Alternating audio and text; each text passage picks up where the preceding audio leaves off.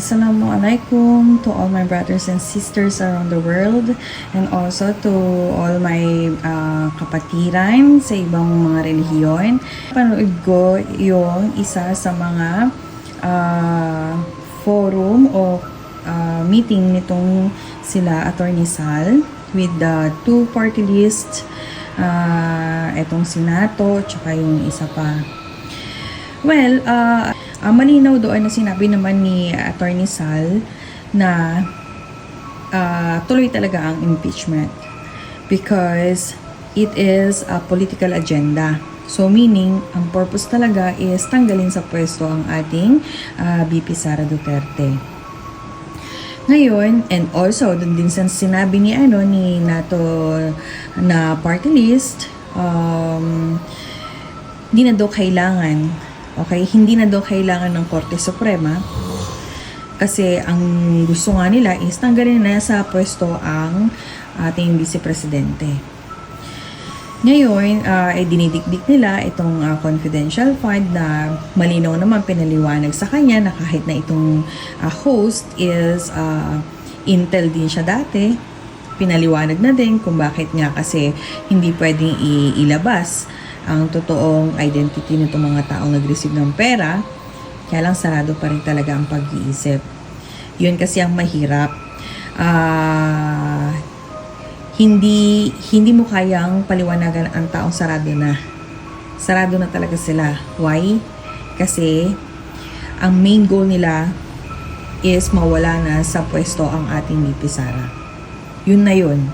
Kasi ang linaw ng sinabi na bakit nga ba hindi na lang bakit hindi idaan sa Korte Suprema kung may nakikita nga na korupsyon.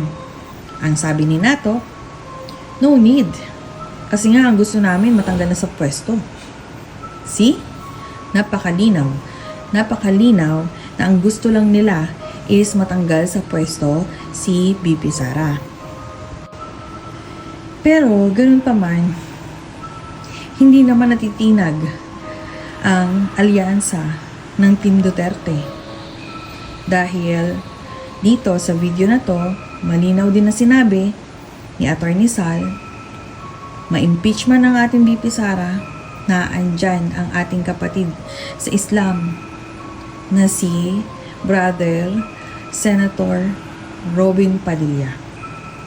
Malinaw, sinabi nila, nakaredy na ang lahat, nakaplano na din ang lahat. Dahil kung ang kabilang partido is nakahanda na, ngayon, itong kabilang partido din, which is ang Team Duterte, nakahanda na rin. Kasi nga, sabi nga ni Attorney Sal, diretso talaga ang impeachment. Kahit ano pang pagpipigil niyan, walang makakapigil. Kasi iyon ang goal. Yun ang goal ng mga kaliwa. Yun na, nakafix na ang mind nila. Kailangan tanggalin to. Ngayon, para sa ating Team Duterte, sa nakikita nila na po pwede lang na ipalit o ilaban is ang ating kapatid sa Islam na si Robin Padilla. Unang-una, bakit?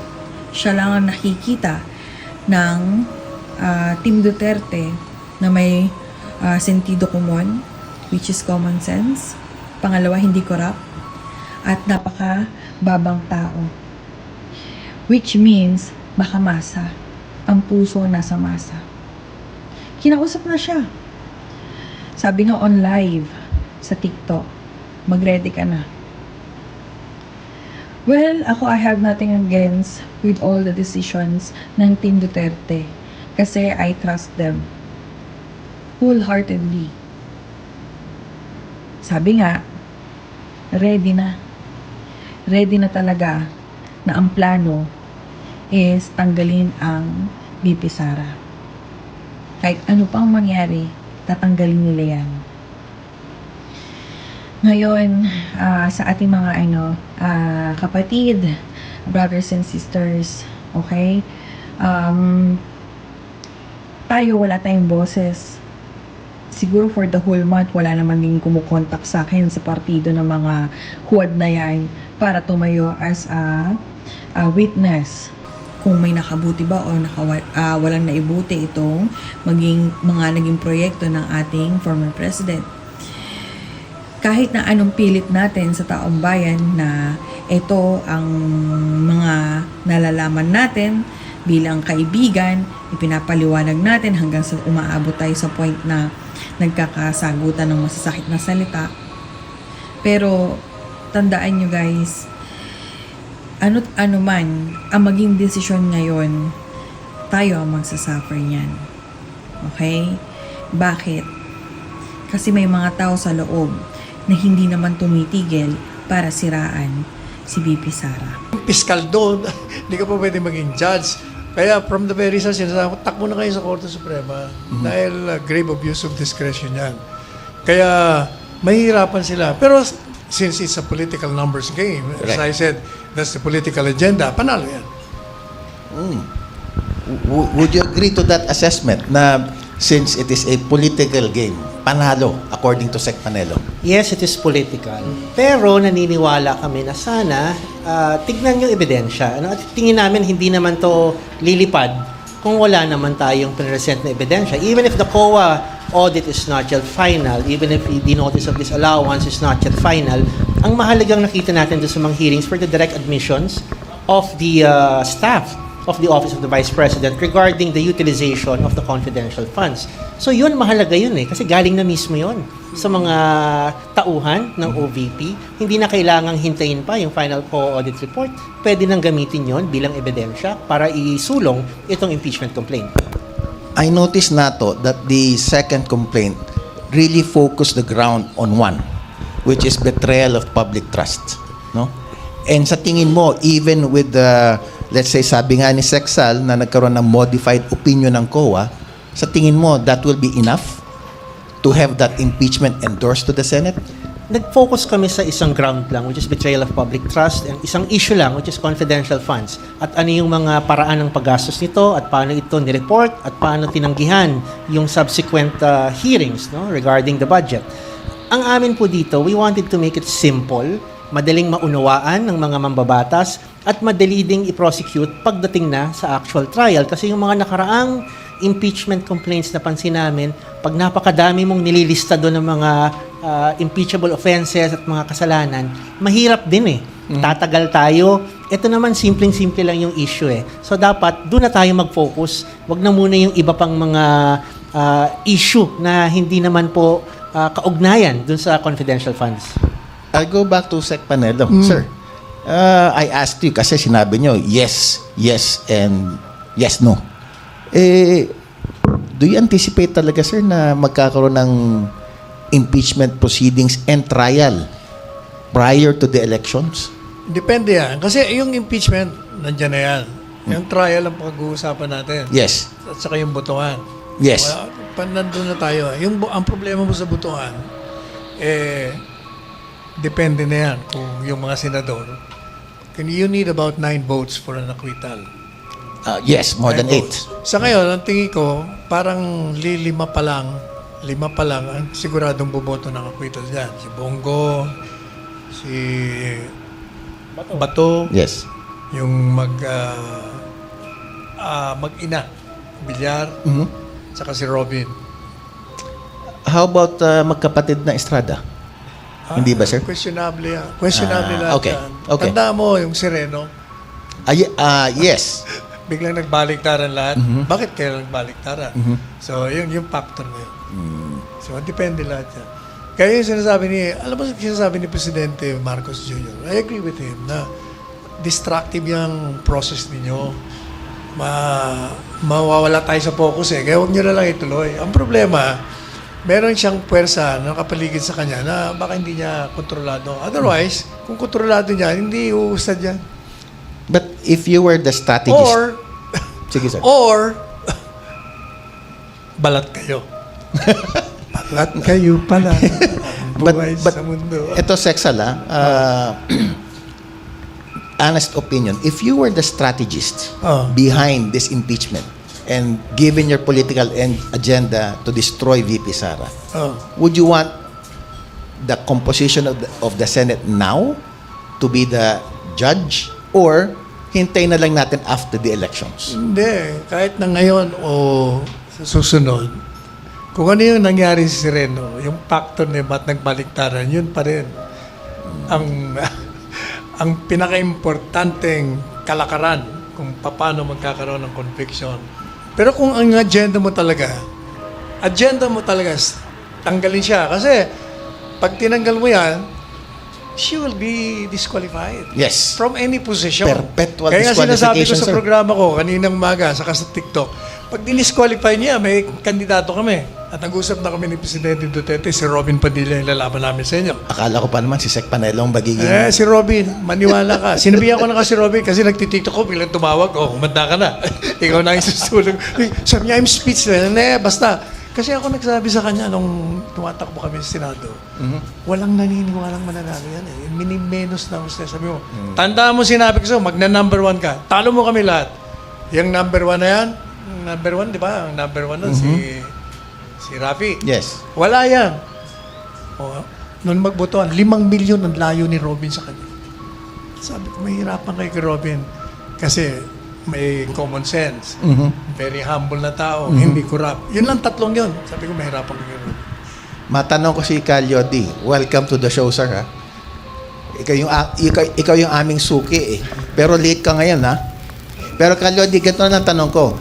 For those who do not know him, and I think hardly anyone would not know him, he is the president of the Partido ng Lakas ng MASA, PLM. Sir, magkakaroon ba ng complaint coming from your group or coming from your allies? Magkakaroon ng pangatlong verified complaint ba to? Coming from your own sector? Suportahan lang namin yung dalawang nakapasok para hindi na humaba yung usapan. Kasi essentially, sang-ayon kami doon sa proposal sa mga akusasyon at batayan para impeach si Vice President. At dapat matagal na. Hindi nila ngayon. Dapat matagal nang na-impeach noon pa. Alam na ng taong bayan ng mga mamayan. Alam na ng mga taong nakakaintindi ng politika at ng mali at tama na mali yung ginawa. Kaya dapat talaga ma-impeach si Sara. Pero Calyodi, di ba, as it stands now, medyo divided na yung bansa natin. Ang sinasabi ng iba, kung ituloy pa tong impeachment, lalo pang madi-divide. Hindi po ba tama yung huwag na tating ituloy ang impeachment? Mula na maghiwalay sila noong January, divide na eh. Diba? Nung magkaroon ng bangag, nagkaakusahan na, naglunsad ng sariling assembly si Bongbong sa Bagong Pilipinas, nag-prayer rally naman doon sa Yes. Davao. Mula noon ay divided na. At kung ito'y magpapatuloy, lalong walang mangyayari sa ating bansa. Kaya dapat, kung ano yung mali, ituwid. Panagutin yung mga nagkasala at umandar tayo batay sa kung ano yung tama, ano yung makakabuti sa ating bayan at hindi yung manonood na lang tayo lagi sa bangayan ng dalawang dinastiya ng North and ng South na ang pinag-uusapan naman ay hindi naman para sa atin, kundi para sa kanilang interest, para sa 2028. Walang pakinabang ang taong bayan dito. Pero naniniwala ka ba, Calyodi, na pag ituloy pa tong impeachment complaint na to, hanggang magkaroon ng botohan, hindi ba lalong masusugatan at further dividing the country into North and South? Mahirap na ang ating batayan ng pagsulong ng tama ay ang mga konsiderasyon. Bakit ba ang laki ng konsiderasyon kapag sila ang nag-aaway? Pero kung pagka ang kalaban ay mga manggagawa, pagka ang kalaban ay mga mamayan, walang konsiderasyon kung magugutom yung mga manggagawa, kung magugutom yung mga magsasaka, kung magigiba ang bahay ng mga maralita, wala silang konsiderasyon. Pero bakit pagka sila, ang laki ng konsiderasyon nila, bakit hindi manindigan sa ano yung tama at ano yung mali? At magdesisyon batay doon para na sa ganon, mailigtas ang bayan sa kumunoy ng debating ito na wala namang pakinabang ang taong bayan. Tapusin na ito at dapat nang managot yung dapat managot. Tanong kita nato kasi si Senator Jingoy Estrada came up with a statement saying na walang kabubuti ang impeachment. Kasi sabi nga niya, I'm just paraphrasing what he said, na nung natanggal si President Marcos Sr., naging umunlad ba ang Pilipinas? Sabi niya hindi. Nung natanggal yung tatay niya, si former President Erap, naging maunlad ba ang Pilipinas? Sabi niya hindi.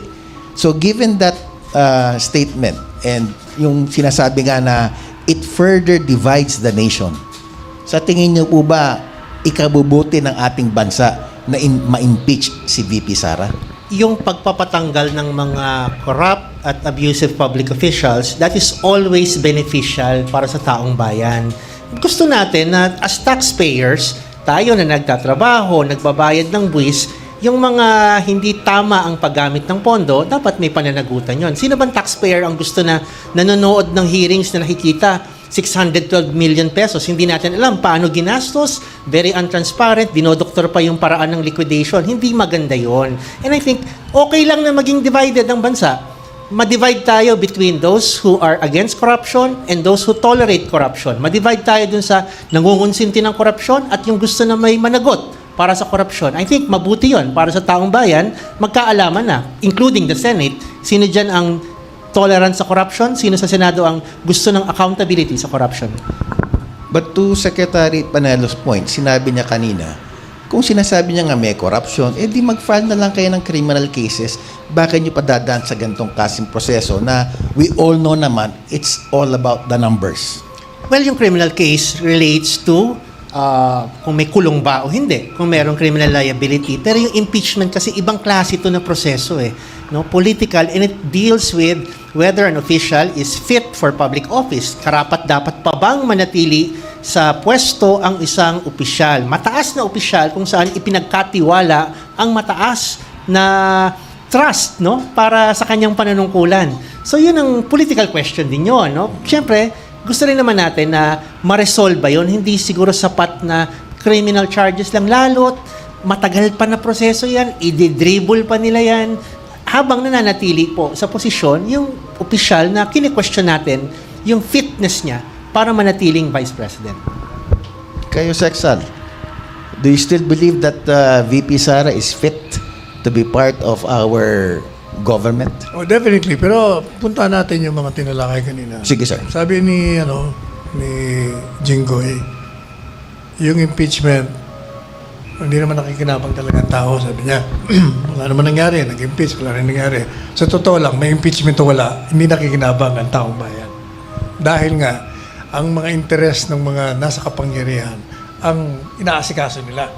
Now, pagdating naman doon sa confidential funds, sinasabi natin, kaya tinutugi si dahil kailangan malaman natin ang disbursement kung regular o irregular. Teka muna, ba't ang Kongreso hindi natin tinutugis? Ito 200 something million. Ito billion ang ninanakaw sa ating bansa at sinicertify lang nila. Walang liquidation talaga eh. Pangalawa, yun naman dun sa liquidation ng confidential funds. Nagtataka naman ako, alam mo, ginagamit ko lang sentido komod. Yung gaya na nga na sinabi ni Sammy Martires, ombudsman. Kaya nga tinawag na confidential funds yan. Ang nature, katutubo ng confidential funds, ito ho'y pondo na ginagamit, nilalaan ng gobyerno para sa mga kalaban ng Estado. Gagawa ka ngayon ng plano at pag gumawa ka ng plano, natural, talagang gagastos ka. Bakit?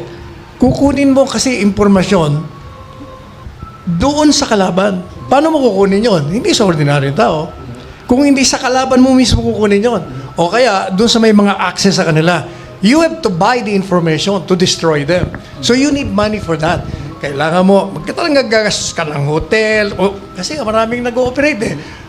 Pagkain, damit, bihikulo, babayaran mo. Okay, ito ang sinasabi nila. Naku, may Piatos. Fake. Wala sa, NSA ba yun? Sinasabi? Ha? Wala sa PSA. At saka may mga iba pa, 4. Yun, sentido ko muna naman yun. Kaya nga confidential funds. Fred, kung ikaw ang kinunang ko ng impormasyon para sa kalaban, nandiyan ka sa kalaban, binayaran kita, gusto mo sabihin, tatanggapin mo, ilalagay mo pangalan mo, pinatay ka nila. Yan o ang ibig sabihin ng confidential funds. Hindi po pwedeng ibigay ang pinanggagalingan ng mga impormasyon laban sa mga kalaban ng Estado. In support to what you just said, bibigyan na kita, Sexal, ng actual. Oh, I was part of the intelligence service before. okay. Nung buhok ko ay itim pa. I was 50 pounds lighter. Okay. Binata pa. We were handling intelligence operations. And true enough, tama po kayo. We use fictitious names. Correct. But Oh. behind that fictitious name is a specific project proposal approved by our higher ups. Intelligence operation yan. Kung sino mang asset namin, like you said, within that organization, he is protected. Hindi namin pwedeng ilagay na ito ang actual nagtatanggap. It's a fictitious name. However, there is enough documentation that more than likely, kayo na nga nagsabi, it's not just confidential. It's depende dun sa sensitivity of that information given by the informant. For instance, it can be considered as top secret. It can be. Kaya nga, in support to what you're saying, it is very likely. Ang tanong ko lang dito, sir, given nga yung ganun background, nagbigay ng senaryo si Sexal, ako na mismo nagsasabi, ganun yung practice namin 35 years ago. Hindi mo ba dapat na intindihin natin? Kaya nga, that's the nature of confidential funds. Ang confidential funds, meron pong guidelines yan kung paano magagastusin. It being confidential doesn't mean na pwede mo yung gastusin kung saan. Ang nakikita natin dito, maraming mga expenditures na tila walang kinalaman sa any confidential activity, any information gathering.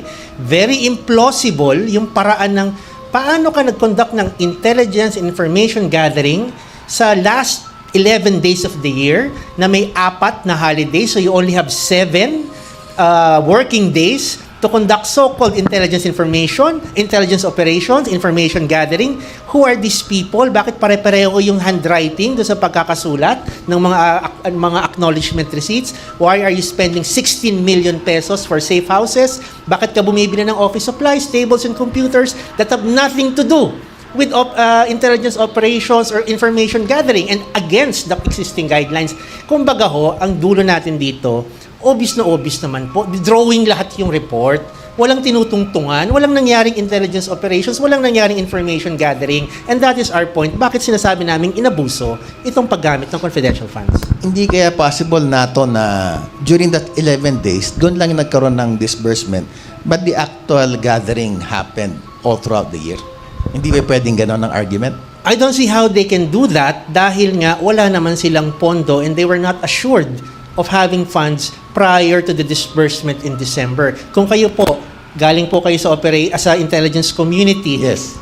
can you imagine conducting 100 intelligence and information gathering operations in 7 days throughout the whole country? You're just one office of the Vice President, wala ka namang personnel to do that.